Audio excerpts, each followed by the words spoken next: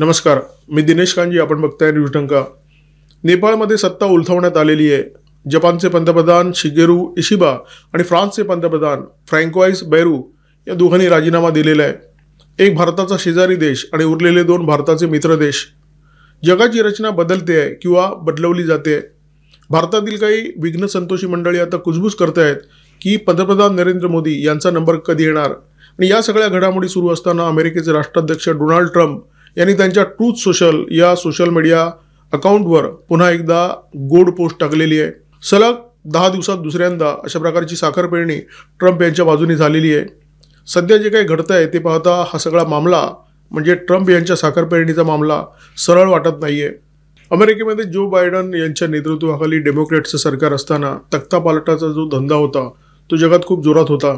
डेमोक्रॅटचं सरकार पायउतार झाल्यानंतर हा तख्तापालटाचा जो प्रकार होता तो थोडा थंड झाला आणि ट्रम्प यांच्या राजवटीमध्ये जगभरामध्ये तख्तापालटासाठी फार प्रयत्न केले गेले असं काही दिसलं नाही आहे.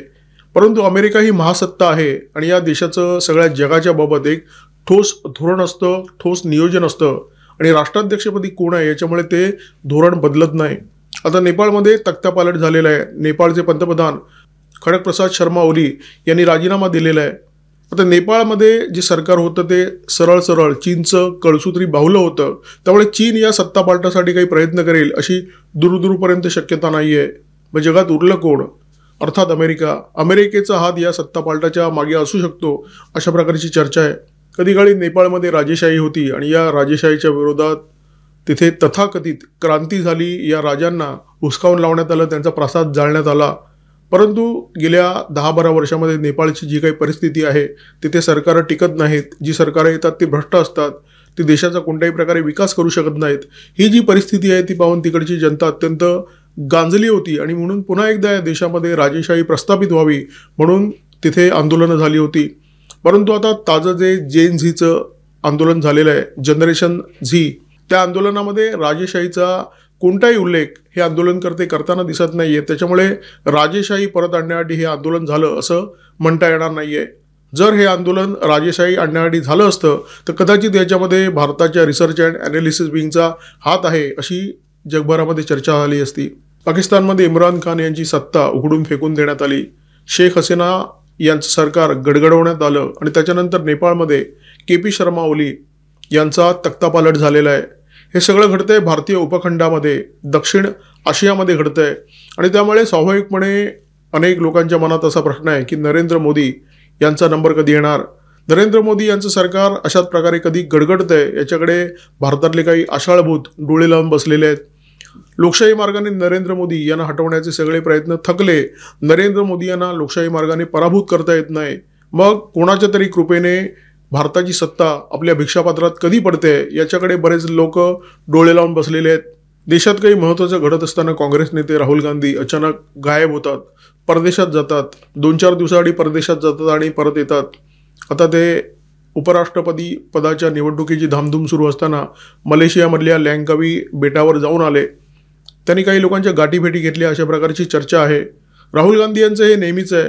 त्यांचे असे परदेश दौरे म्हणजे छोटेखानी परदेश दौरे नियमितपणे चालत असतात आणि हे सगळे दौरे गोपनीय असतात. या दौऱ्यामध्ये राहुल गांधी काय करतात, कोणाला भेटतात हे अत्यंत गोपनीय ठेवलं जातं. त्यामुळे ताज्या मलेशिया दौऱ्याच्या काळामध्ये राहुल गांधी नेमके कोणाला भेटले हे कोणालाही माहीत नाही आहे किंवा अजून ते समोर तरी आलेलं नाही आहे. भारतामध्ये सत्तापालट होईल ही चर्चा का होते हे लक्षात घ्या. कारण व्यापार कराराच्या मुद्द्यावरून अमेरिकेशी भारताचे संबंध कधी नव्हे इतके ताणले गेलेले आहेत.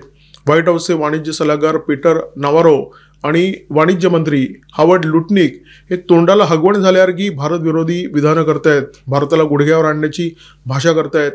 भारताने माफी मागितल्यानंतरच व्यापार करार होईल आणि त्याच्याबद्दलचा निर्णय राष्ट्राध्यक्ष डोनाल्ड ट्रम्प घेतील असं वक्तव्य लुटनिक यांनी केलं होतं. नरेंद्र मोदी काही दिवसापूर्वी एका जाहीर कार्यक्रमामध्ये असं म्हणाले होते की देशाचं जे कृषी क्षेत्र आहे किंवा देशाचे जे लघु उद्योग आहेत ही क्षेत्र कोणासाठी खुली केली जाणार नाही आहेत आणि याच्याबद्दल मी अत्यंत ठाम आहे.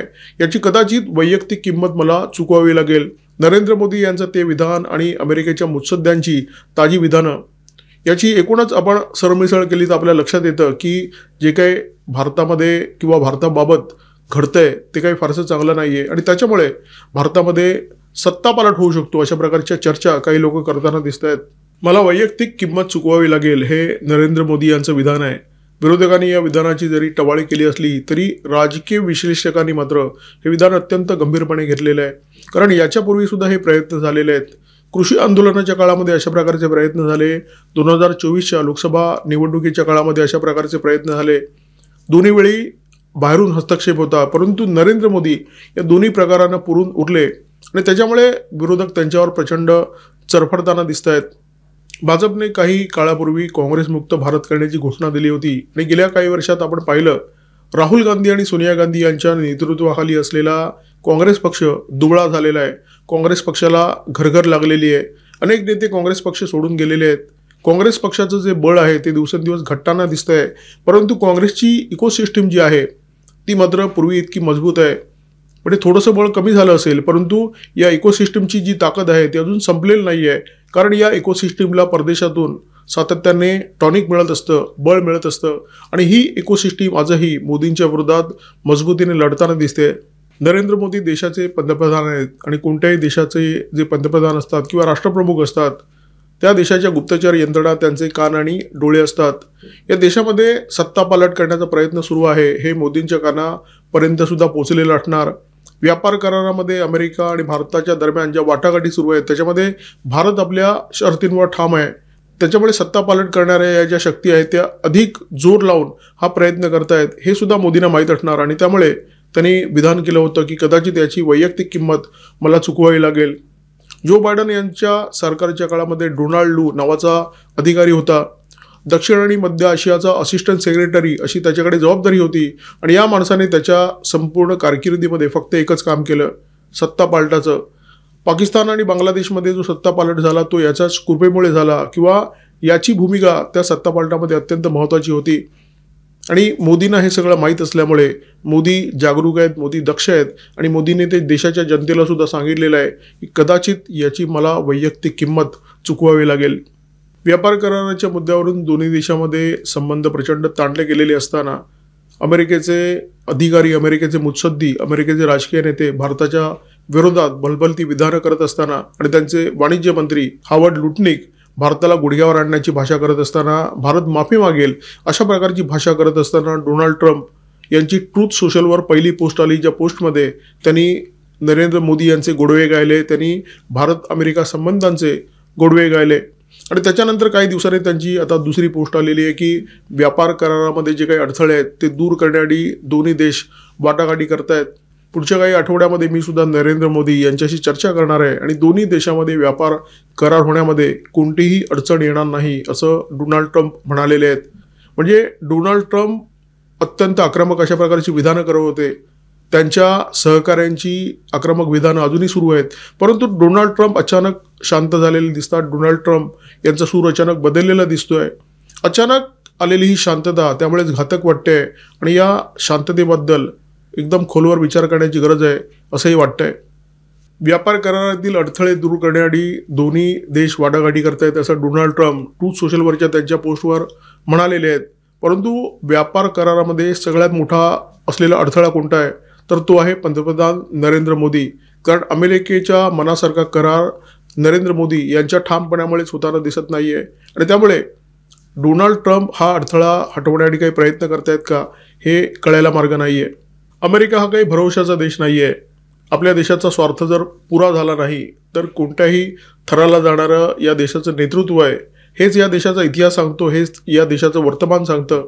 अमेरिकेला जो नेता नडला, अमेरिकेच्या स्वार्थाआड जो नेता आला किंवा ज्या नेत्याने अमेरिकेला जुमानलं नाही अशा प्रत्येक नेत्याला अमेरिकेने अत्यंत निर्दयपणे सत्तेवरून उखडून फेकून दिलेलं आहे. आणि त्याच्यामुळे राष्ट्रपती भवनामध्ये, पंतप्रधान निवासामध्ये लोक घुसलेले आहेत, तिथे जाऊन तोडफोड करतायत, तिथे जाऊन जाळपोळ करतायत. हे जे दृश्य पाकिस्तानमध्ये दिसलं, हे जे दृश्य श्रीलंकेत दिसलं, बांगलादेशमध्ये दिसलं, नेपाळमध्ये दिसलं, तेच लोककल्याण मार्गावर जे पंतप्रधान निवास आहे त्या ठिकाणी सुद्धा पाहण्यासाठी अनेक लोक आसुसलेले आहेत. लोक वाट बघतायत की पंतप्रधान निवासामध्ये लोक कधी घुसतायत, तिथे जाळपोळ कधी करतायत आणि तिथे तोडफोड कधी करतायत. न झुकणारे नेते अमेरिकेला आवडत नाहीत, अमेरिकेला रुचत नाहीत. या नेत्यांना हाताळणं सुद्धा अमेरिकेला जमत नाही. त्यामुळे अशा नेत्यांना सरळ सरळ उकडून फेकून द्यायचं ही अमेरिकेची नीती राहिलेली आहे. भारताच्या बाबत हे प्रयत्न झालेले आहेत आणि पुन्हा ते प्रयत्न होणारच नाहीत असं कोणी सांगू शकत नाहीये. ट्रम्प यांचं जे वागणं बोलणं आहे ते अचानक बदललं आहे, भारताच्या बाबतीत तरी बदललं आहे. त्यांची ही नव्याने होणारी साखरपेरणी म्हणजे अफजल खानाची मिठी अटण्याची शक्यता अजिबातच नाकारता येत नाही आहे. कारण मोदींच्या ताठ कण्याची त्यांना सुद्धा तितकीच ॲलर्जी आहे जितकी अमेरिकेच्या अन्य नेत्यांना याच्यापूर्वी होती. सोशल मीडिया बंद होण्याचं निमित्त ठरतं आणि अचानक नेपाळची तरुणाई रस्त्यावर उतरते, जाळपोळ करायला लागते, तोडफोड करायला लागते. मीडियाने याचं वर्णन, या तरुणाईचं वर्णन जेन झी अशा प्रकारे केलेलं आहे. Generation Z. शहाणा माणूस तरी याच्यावर विश्वास ठेवणार नाही, कारण जगामध्ये जेव्हा कुठे एखाद्या देशामध्ये अशा प्रकारचा उद्रेक होतो त्या उद्रेकाची सांगायची कारणं जरी काही वेगळी असली तरी प्रत्यक्षात असलेली कारणं वेगळी असतात. म्हणजे बांगलादेशमध्ये जो काही उद्रेक झाला सांगण्याची कारणं बरीच होती, परंतु त्याच्या मुळाशी होतं सेंट मार्टिन बेट. नेपाळमध्ये जेन झीने जी काही तथाकथित क्रांती केलेली आहे त्याची सुद्धा अशा प्रकारे कारणं सांगण्यात येत आहेत. नेपाळमधली अस्थिर सरकारमध्ये जे नेते सामील होते त्या नेत्यांनी केलेला प्रचंड भ्रष्टाचार, त्यांच्या पोराबाळांचं चैनीचं आयुष्य, त्या पोराबाळांचे परदेशातले दौरे आणि त्या परदेशातल्या ऐश केलेल्या सगळ्या कार्यक्रमांचे सोशल मीडियावर अपलोड केलेले फोटो, बेरोजगारीचा भस्मासूर, अशी अनेक कारणं तिथे पुढे येत आहेत, लोकसुद्धा सांगतायत. परंतु नेपाळसारख्या देशामध्ये, श्रीलंकेमध्ये, पाकिस्तानमध्ये, बांगलादेशमध्ये जेव्हा अशा प्रकारचे उद्रेक होतात तेव्हा त्या उद्रेकाचा जो रिंग मास्टर असतो तो कायम बाहेर बसलेला असतो आणि अनेकदा तो अमेरिकेमध्ये बसलेला असतो. नेपाळमध्ये तख्तापलट करण्यासाठी सोशल मीडियाचं निमित्त झालं. सोशल मीडियाच्या ज्या सगळ्या कंपन्या आहेत त्या सगळ्या अमेरिकी आहेत. फेसबुक असो, इंस्टाग्राम असो, एक्स असो किंवा यूट्यूब असो, सगळ्या कंपन्यांचे मालक अमेरिकेमध्ये बसलेले आहेत. अमेरिकेच्या हाती असलेलं हे खूप मोठं हत्यार आहे. जेव्हा अमेरिकेला तख्तापालट करायचा असतो तेव्हा या सोशल मीडियाच्या हत्याराचा अमेरिका एकदम अचूक आणि निर्दयपणे वापर करताना दिसते. हे बांगलादेशमध्ये घडलेलं आहे, पाकिस्तानमध्ये घडलेलं आहे, श्रीलंकेमध्ये घडलेलं आहे, नेपाळमध्ये सुद्धा आता आपल्याला घडताना दिसतंय. भारतामध्ये सुद्धा याचा वापर करण्यात आलेला आहे. परंतु भारत हा मोठा देश आहे. म्हणजे ज्या देशांची मी चर्चा केली त्याच्या तुलनेमध्ये भारताची शक्ती, भारताची लोकसंख्या आणि भारताची एकूणच जी ताकद आहे ती खूप मोठी आहे. त्यामुळे भारतामध्ये याचा तेवढा परिणामकारक वापर आजपर्यंत तरी करणं अमेरिकेला शक्य झालं नाही आहे. परंतु भविष्यामध्ये ते घडणार नाही हे कोणीही ठामपणे सांगू शकत नाही. किंबहुना येत्या काही काळामध्ये त्याचा पुन्हा एकदा जोरदार वापर होईल आणि याची प्रचिती आपल्या सगळ्यांना लवकरच येणार आहे. पूर्वीच्या भारतामध्ये योद्धे जेव्हा एकमेकांसमोर युद्धासाठी उभे ठाकत तेव्हा ते समोरच्याला सावधान करत. आपण महाभारताच्या सिरियलमध्ये पाहिलं असेल, सावधान अर्जुन, सावधान कर्ण. प्रत्येक जो प्रतिस्पर्धी योद्धा आहे तो समोरच्याला सावधान करून नंतर वार करायचा.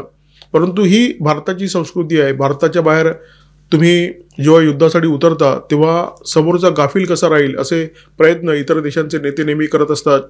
डोनाल्ड ट्रम्प यांची भारताबद्दल, मोदींबद्दल जी सध्या साखरपेरणी सुरू आहे ना, ती साखरपेरणी पाहिल्यावर डोनाल्ड ट्रम्प भारताला गाफील ठेवण्याचा प्रयत्न करतायत का, मोदींना गाफील ठेवण्याचा प्रयत्न करतायत का, अशी शंका आल्याशिवाय राहत नाही.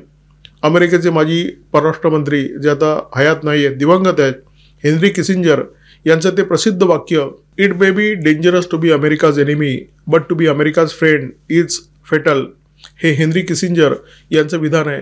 जगातला कोणताही शहाणा नेता हे विधान विसरू शकत नाही. त्यामुळे अमेरिकेचे राष्ट्राध्यक्ष डोनाल्ड ट्रम्प जेव्हा नरेंद्र मोदी यांचा उल्लेख माय फ्रेंड मोदी असा करतील तेव्हा नरेंद्र मोदी यांनी हे विधान जागते रहो असंच ऐकलं पाहिजे, सावधान असंच ऐकलं पाहिजे. नरेंद्र मोदी तेवढे शहाणे आहेत आणि ते तेवढे जागरूक सुद्धा असतात, त्यामुळे ते तसंच ऐकत असतील याबाबत माझ्या तरी मनात शंका नाही आहे. तुर्तास या व्हिडिओमध्ये थांबतोय. व्हिडिओमध्ये माझ्यासोबत होते cameraman Omkar Bhagwat, video editor Ajay Shelke.